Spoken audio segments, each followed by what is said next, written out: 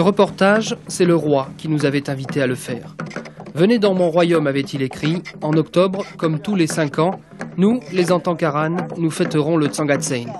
Vous, journalistes français, verrez alors que nous savons honorer la France. Lorsque nous sommes arrivés à Ampasibé, la tribu était déjà réunie. Sous le regard des anciens, des hommes taillaient méticuleusement 2 troncs d'arbres posés à terre.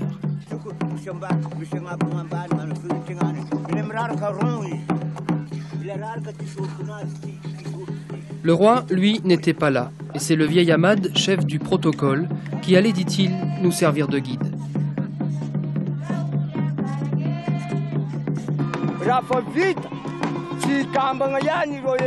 Nous avons abattu ces 2 arbres dans la grande forêt de l'Est. On les appelle le couple parce qu'il y a le mâle et la femelle. Nous les préparons pour qu'ils soient beaux et qu'ils s'accouplent parfaitement. Dans quelques jours, quand le couple sera prêt, nous l'emmènerons à notre roi. Il nous attend au village d'Ambaturan et là, nous ferons le Tsangatsein.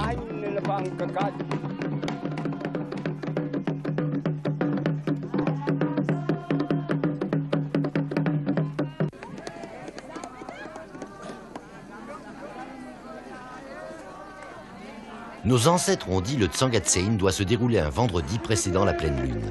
La veille, le couple doit quitter Ampasibé. Il doit être porté à dos d'homme. Devant lui, les princes et princesses doivent porter les reliques et le rhum sacré.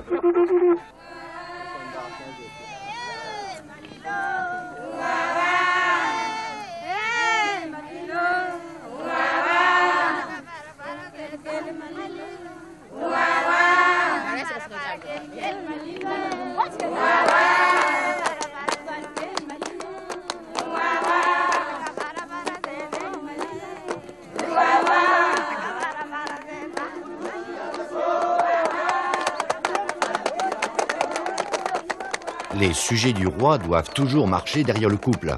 Et la tribu doit s'arrêter dans chaque village du royaume. Bon, le couple est arrivé. Ici.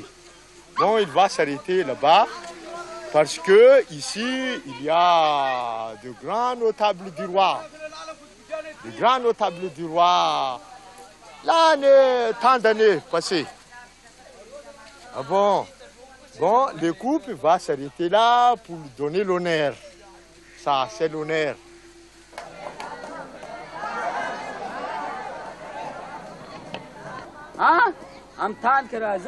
Les conseillers du roi m'ont dit que l'on devait offrir 5 zébus pour la fête.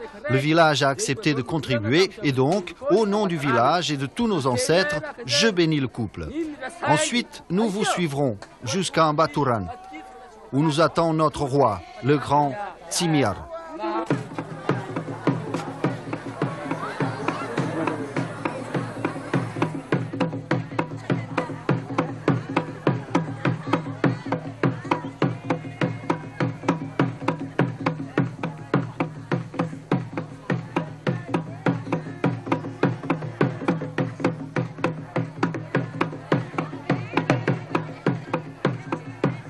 Ils sont les soldats du roi. Si leurs fusils sont en bois, nous dit Ahmad, c'est bien sûr parce que les Antankaran ne sont plus en guerre. Leur danse aujourd'hui rappelle seulement à la tribu que ses ancêtres étaient des guerriers courageux.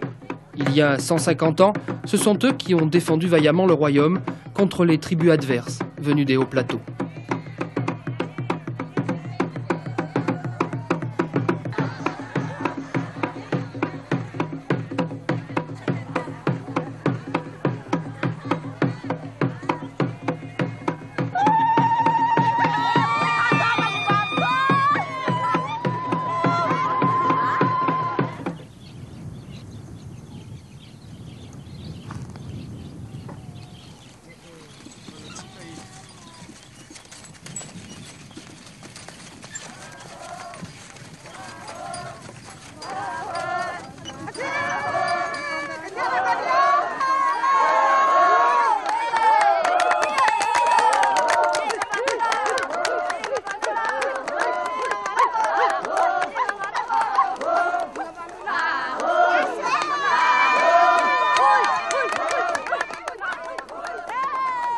Au matin du deuxième jour, le cortège s'approchait de la cité royale d'Ambattoura.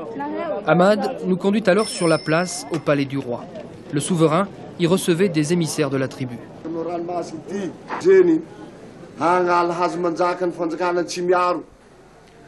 Votre Majesté, Grand Prince Timiar, tous nous vous saluons.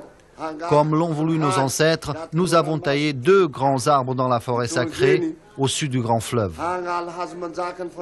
Nous les avons préparés et maintenant la tribu vous les apporte. Tout a été fait comme le voulaient nos ancêtres, descendants du grand Andrian Sirutz.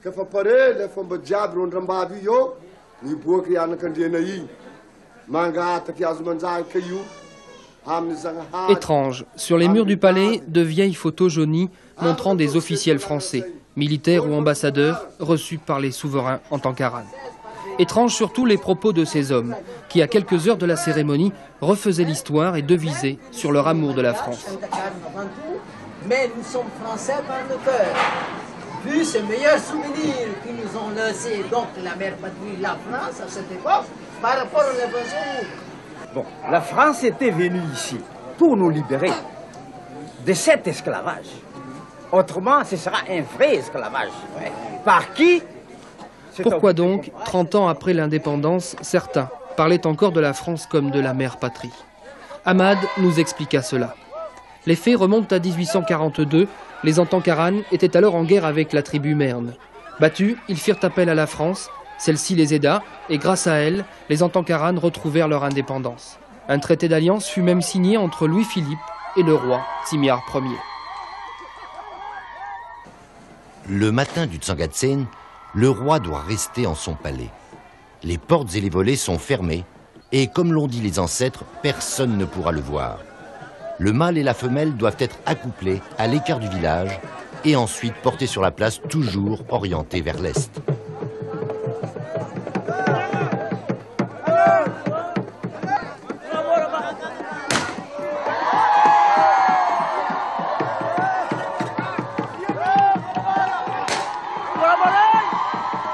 Le mât doit être dressé quand le soleil est au plus haut dans le ciel.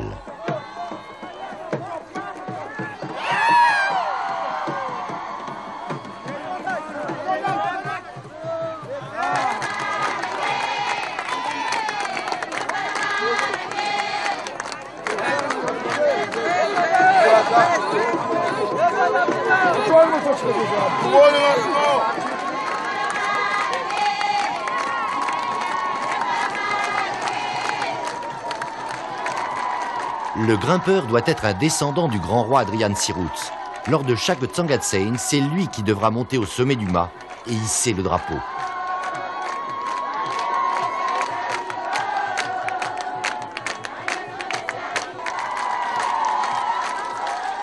Si la vie va accéder ainsi, je parle du grimpeur, c'est parce qu'il est poussé par l'esprit. En raison de son grand âge, plus de 66 ans, il doit être plus en mesure de pouvoir faire cette mission noble. Cette mission noble, le vieil Issa l'avait déjà accomplie de nombreuses fois. Ce jour-là, hélas, à 66 ans, l'esprit semblait l'avoir abandonné.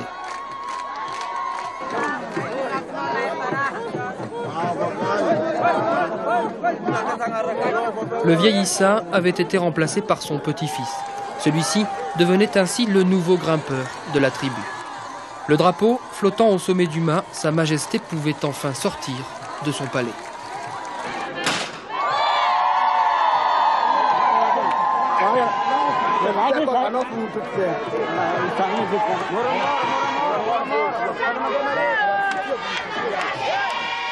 Pour chaque Tsangatsen, ont dit les anciens, le roi devra porter son grand uniforme offert par la France. Dans sa main droite, il tiendra son sabre en or. Il sera porté sur le filanzan et devra tourner 8 fois autour du mât.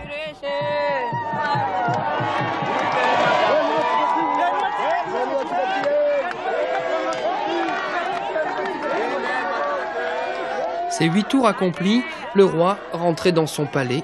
La cérémonie, nous dit Ahmad, était terminée. Le roi, dit-il, pouvait alors nous recevoir en audience officielle, assister d'un conseiller et nous accorder une interview.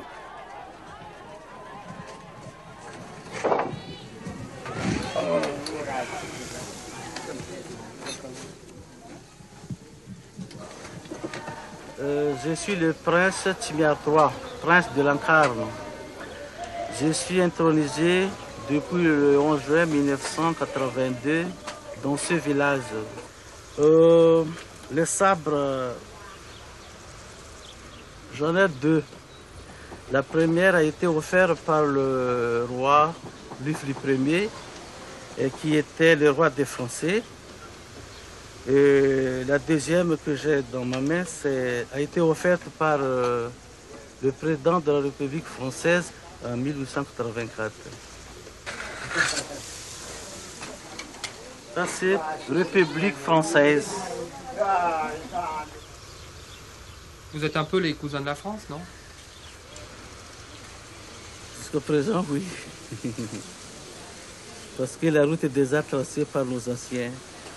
Je suis le successeur du roi Timiar Ier. Jusqu'à présent, il y a toujours la continuité de l'amitié.